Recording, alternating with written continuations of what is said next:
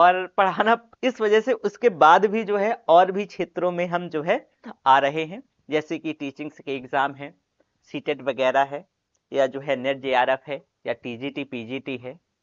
और मैं ये मेरी समझ से तो ये है कि भाई अगर आपको सिविल का फैकल्टी जीएस पढ़ाएगा बाकी के एग्जाम के लिए, तो ये संभावना ज्यादा है कि बेहतर होंगी चीजें।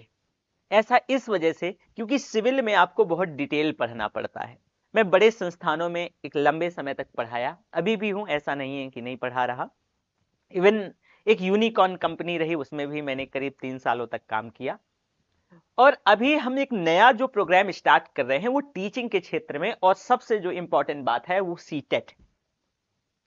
तो सीटेट वो भी जूनियर लेवल का, इसमें जो कि सीडीपी होता है, लैंग्वेज होती है, और फिर सब्जेक्ट वाइज जो, जैसे कि जिसका मैथमेटिक्स है, या जिसका साइंस है, या जिसका सोशल साइंस है। तो अभी हम जो है ना सीटेट भी सोशल साइंस का जो, यानी 3 वर्टेक्स हो गए, तो सोशल साइंस वाले क्षेत्र को कवर करेंगे। उसका जीएस पोर्शन और सीडीपी, यानी ऋचा मैम और मैं अर्थात देवी सिंह कंप्लीट करेंगे, डिटेल कंप्लीट करेंगे। और उम्मीद ये है कि इसको कंप्लीट करने के बाद, और ये कंप्लीट फ्री रहेगा, ये भी मैं क्लियर कर दूं, इसे कंप्लीट करने के बाद बहुत साइंटिफिक टेम्परामेंट के साथ चीजें कवर की जाएंगी। और आप देखिएगा कि जब चीजें कंप्लीट हो जाएंगी तो मुझे लगता है क्लास बस करने से आपका काम चल जाएगा। ठीक है।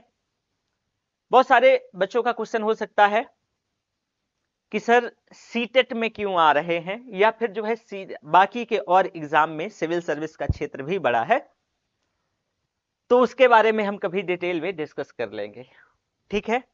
खैर, तो सबसे पहले हमें सिलेबस के बारे में डिस्कस करना है। मेरा मानना यह है कि हमेशा ध्यान रखिएगा, हमेशा और हमेशा, कि दरअसल जो एग्जाम पैटर्न है, जो प्रीवियस ईयर का क्वेश्चन पेपर है, और जो सिलेबस है, तो पीवाईक्यू और सिलेबस ठीक वैसे ही है जैसे कि महाभारत में कृष्ण की भूमिका रही है, या फिर पूरे रामायण में हनुमान की भूमिका रही है।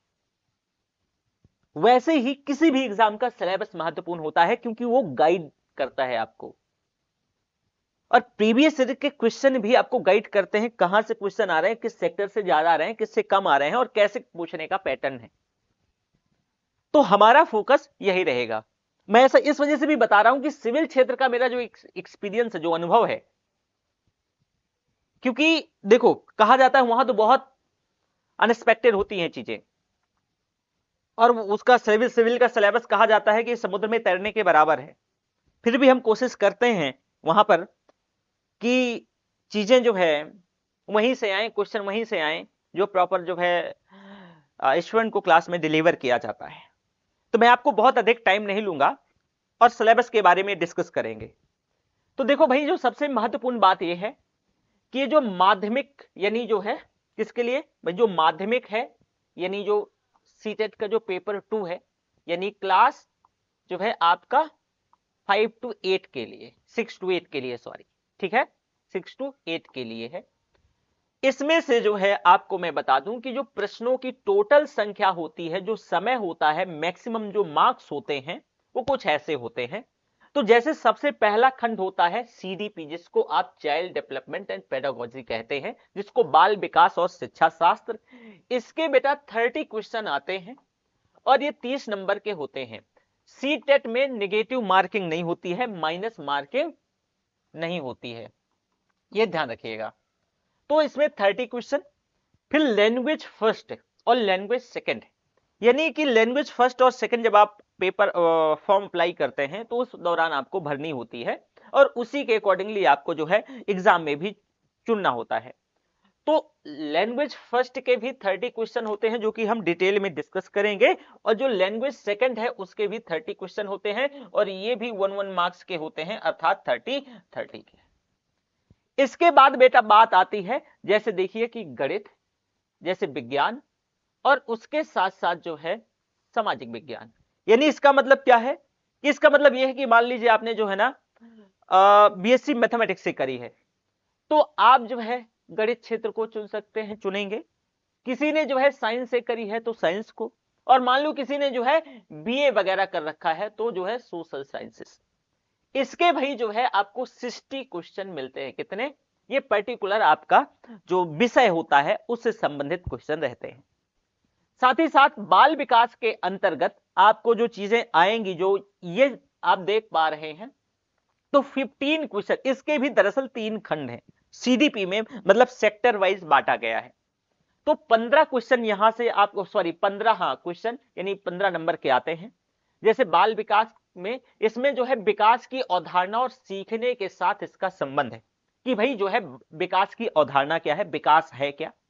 जैसे पूछा जाता है कि वृद्धि और विकास में क्या अंतर है, तो यहां से जो है सीखने के साथ इसका संबंध कैसा है, ये इसी के अंतर्गत पूछा जाएगा। यहां से प्रोबेबली हर साल लगभग एक क्वेश्चन आता है। फिर बाल केंद्रित यानी जो है ना चाइल्ड सेंट्रिक, तो बच्चे को केंद्र में रखते हुए उसकी जो प्रगतिशील शिक्षाएं और शिक्षाओं का जो कॉन्सेप्ट है, इससे संबंधित क्वेश्चन आते हैं।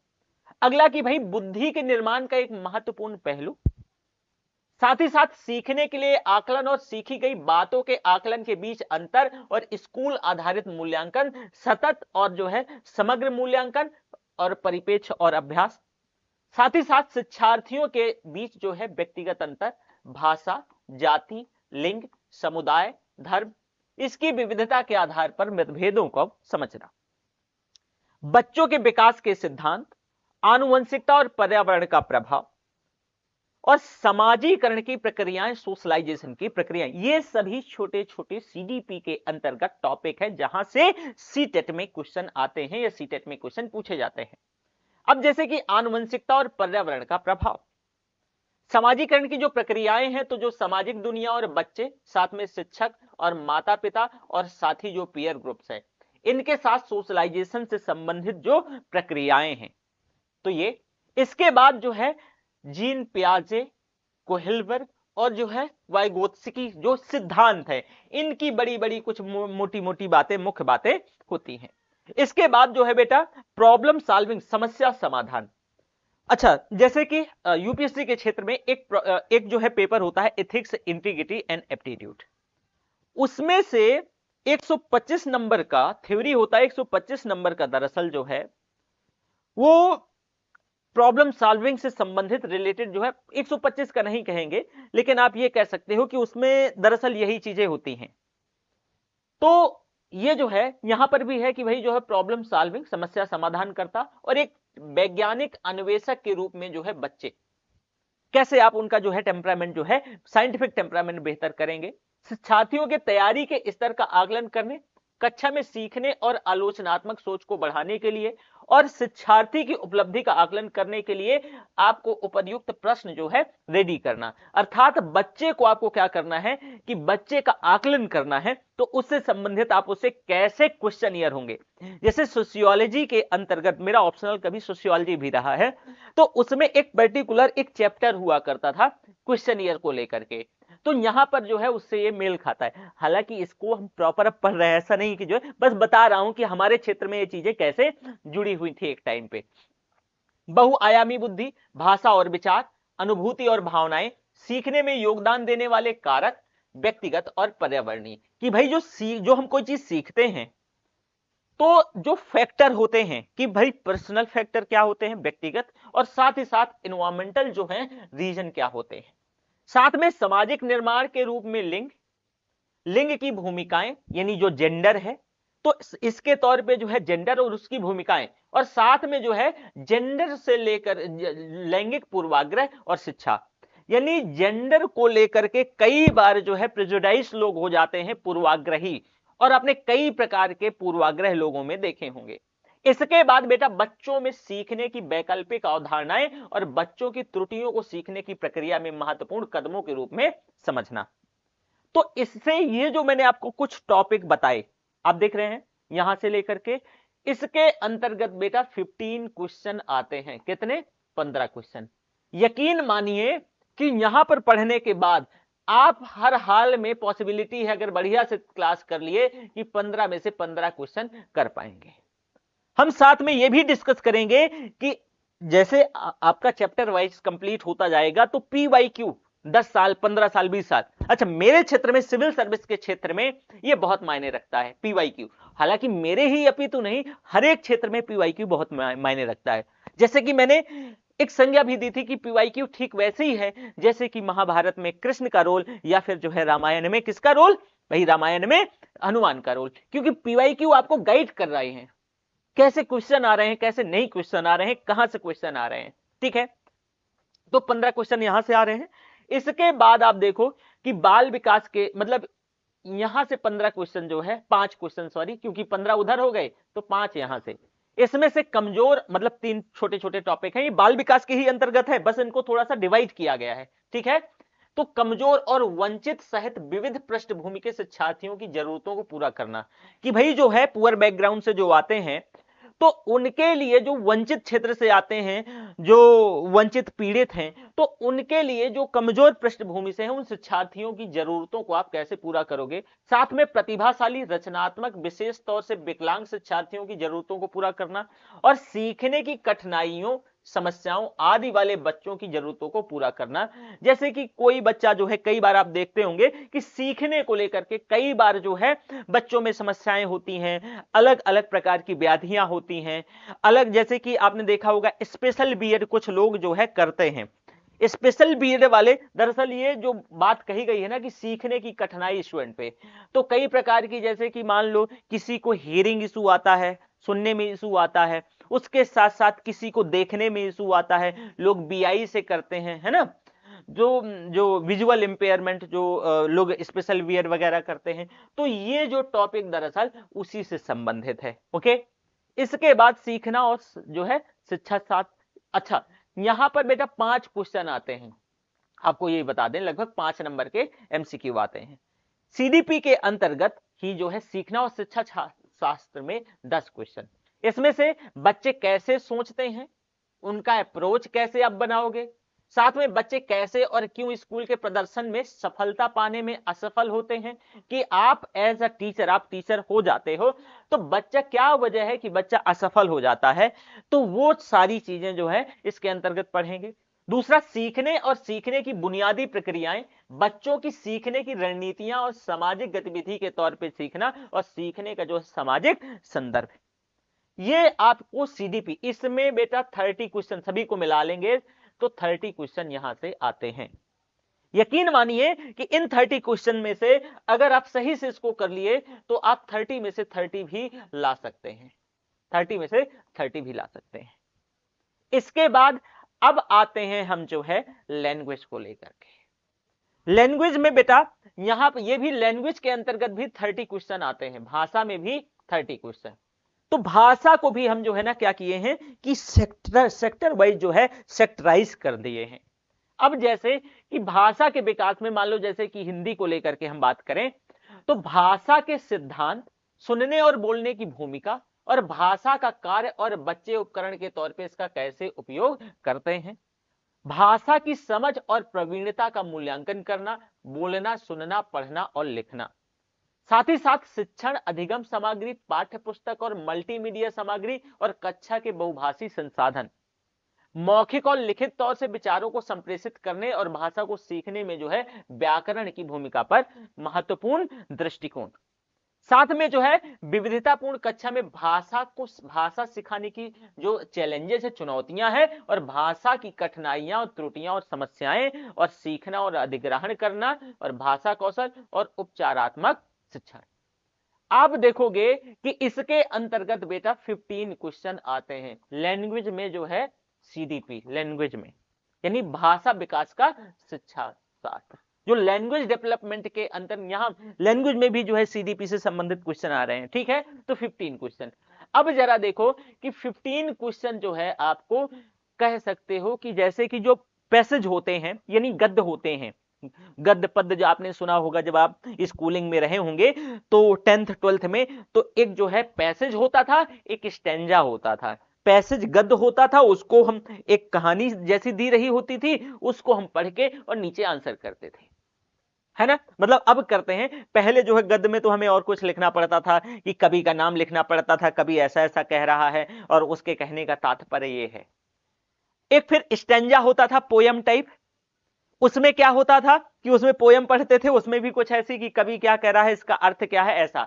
यहां पर भाई जो है अनसीन पैसेज होता है, अपठित गद्यांश, इसको पढ़ करके, और ये यहां पर दो गद्यांश होंगे, दो गद्यांशों में एक गद्य होगा, मतलब गद्य या फिर नाटक, और एक कविता होगी, जैसे कि मैंने बताया। इससे संबंधित जो है आपको पढ़ना होगा और क्वेश्चन आएंगे, निष्कर्ष निकाल करके आंसर करना पड़ेगा। फिर कुछ जो है व्याकरण और भाषा दक्षता से जुड़े प्रश्न भी यहां पर पूछे जाएंगे।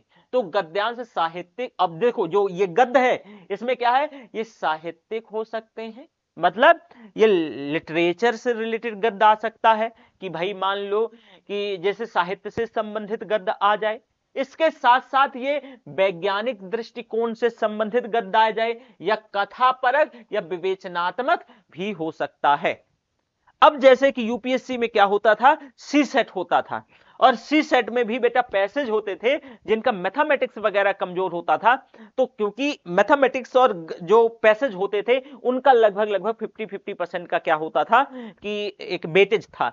तो जो बच्चे मैथमेटिक्स वगैरह में थोड़ा सा उनका तंग थे, तो वो जो है पैसेज को चुनते थे, और खास करके मैथमेटिक्स में मैं तंग तो नहीं था, लेकिन मैं बैलेंस करके चीजों को चलता था आगे।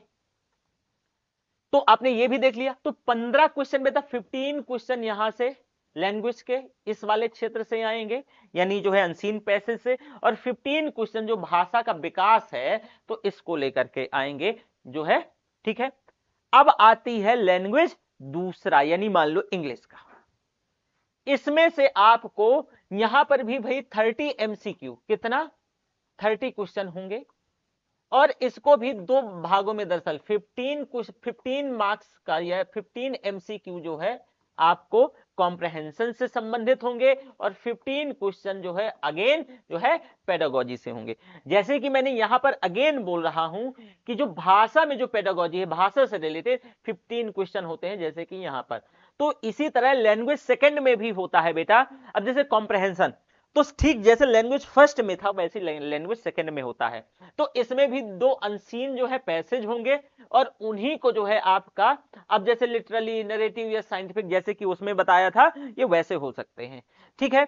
इसके बाद जो है इसमें question on comprehension, grammar and verbal ability से संबंधित कितना बेटा, 15 क्वेश्चन आएगा, ठीक है। इसके बाद pedagogy of language development, again इसमें 15 क्वेश्चन होंगे, ठीक है। जैसे कि हिंदी में आपने देखा था, ठीक वैसे। तो यहां पे learning and acquisition, principle of language teaching, role of listening and speaking, function of language and how children use it as a tool, कि बच्चे इसको एज अ टूल के तौर पे कैसे यूज करें। In critical prospective on the role of grammar in learning a language for communicating ideas verbally and in written form. साथ में चैलेंजेस ऑफ टीचिंग, यानी ये भी जो है ना पेडागोजी है, बस इससे ज्यादा कुछ नहीं है। सो चैलेंजेस ऑफ टीचिंग लैंग्वेज के क्या क्या चैलेंजेस आएंगे, डाइवर्स क्लासरूम, अलग अलग क्लासरूम में। वे लैंग्वेज डिफिकल्टीज, की भाषा सीखने में चैलेंजेस क्या है, डिफिकल्टीज क्या है, एरर्स और जो है डिसऑर्डर्स, और जो है लैंग्वेज स्किल। दूसरा, इवेल्युएटिंग लैंग्वेज कॉम्प्रहेंशन एंड जो है proficiency, speaking, listening and reading and writing. Teaching learning material, जैसे इसमें से भाई लर्निंग मटेरियल्स में टेक्स्ट बुक, मल्टीमीडिया मटेरियल्स, और इसमें से जो है multi language resources of the classroom and remedial teachings, इससे संबंधित बेटा 15 एमसीक्यू आते हैं लैंग्वेज सेकंड में, ठीक है, पेडागोजी के आप कह सकते हो।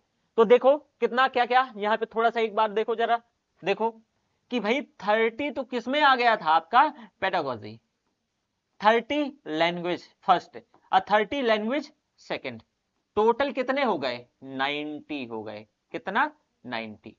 अभी 60 मैंने बताया था कि सब्जेक्ट से रिलेटेड क्वेश्चन होते हैं, और हमने क्या डिस्कस किया था कि इनिशियल फेज में ये जो है पायलट प्रोजेक्ट के तौर पे है, हालांकि सीडीपी तो सबके लिए महत्वपूर्ण है, ठीक है, सभी की, चाहे वो जो उसका बैकग्राउंड जो मैथमेटिक्स है, मान लो कि जो है मैथ वर्ग से है, या फिर साइंस वर्ग से है, या सोशल साइंस वर्ग, सामाजिक क्षेत्र से है।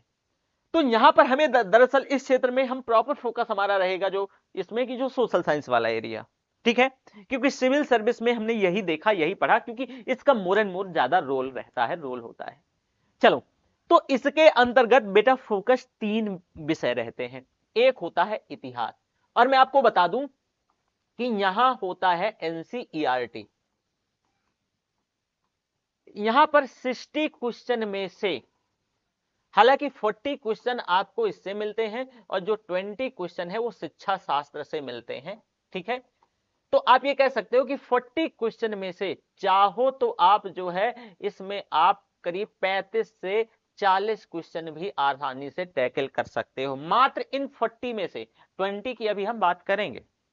आप कहोगे सर कैसे? क्योंकि इसमें जो है आप पूरा 6 to 8 एनसीईआरटी पढ़ लेना है, और उसका पढ़ने का भी तरीका है। देखो, एक पढ़ने का भी एक बेटा टेक्निक है, साइंटिफिक टेम्परामेंट को ध्यान में रखते हुए चीजों को अगर, और सबसे जरूरी बात है कि देखो सिविल का जो टीचर होता है ना, वो चीजों को जोड़ पाता है, क्योंकि हमें जो है ना 8-10 साल पढ़ते और पढ़ाते वक्त यही सिखाया गया कि आपको जब मेंस आंसर राइटिंग करोगे तो आपका करंट एस्पेक्ट भी आपके क्वेश्चन में झलकना चाहिए। तो हमने यही सारी चीजें सीखी कि भाई सोशल हिस्ट्री को आप जो है ज्योग्राफी से, या फिर जो है पॉलिटिकल साइंस से, या फिर आप जो है सोशियोलॉजी से कैसे जोड़ पाएंगे, या फिर ज्योग्राफी को आप जो है बाकी सब्जेक्ट से कैसे जोड़ पाएंगे।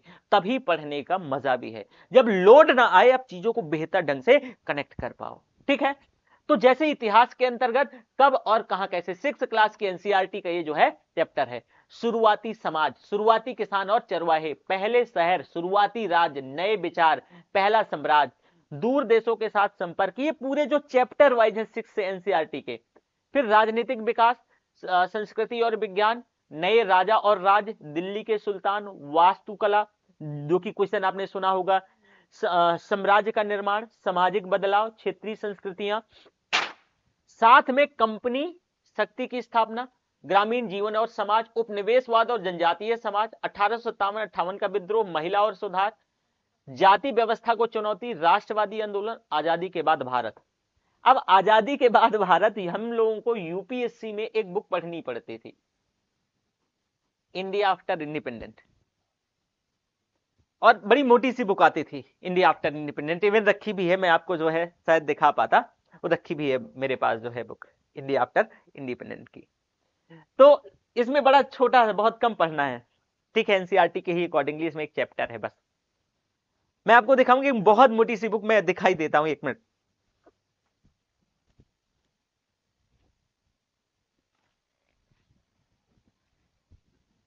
अब यहां दिखाने का मतलब कतई ये नहीं है कि ये बुक जो है आप पढ़ना शुरू कर दो, ठीक है। तो देखो, एक किताब ये आप देख रहे होंगे, ये बिपिन चंद्रा, मृदुला मुखर्जी, आदित्य मुखर्जी की है, और ये इंडिया सिंस इंडिपेंडेंस, ये, और ये है इंडिया स्ट्रगल फॉर इंडिपेंडेंस। 2 किताबें आप ये देख पा रहे होंगे, ठीक है। हम ये हालांकि पढ़ते थे, अभी भी ऐसा नहीं है कि पढ़ नहीं रहे हैं। तो अपने आप में हमने एक इसके लिए इतनी मोटी सी किताब पढ़ी है, करीब ये जो है 1000 पेज से ऊपर की होगी, देखो आप इसकी मोटाई देख सकते हो, और इसमें आपका एक टॉपिक है, ठीक है।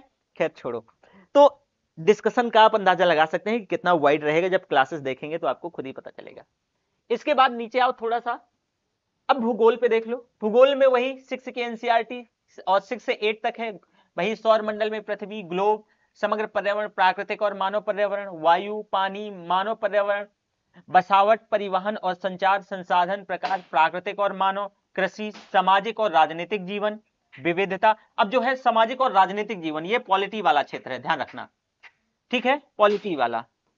इसमें जो है विविधता, सरकार, स्थानीय सरकार, जीविकोपार्जन, लोकतंत्र, राज्य सरकार का भूगोल, मीडिया को समझना, लैंगिक विषय, संविधान, संसदीय सरकार, न्यायपालिका, सामाजिक न्याय, और हाशिए पर रहने वाले जो है लोग।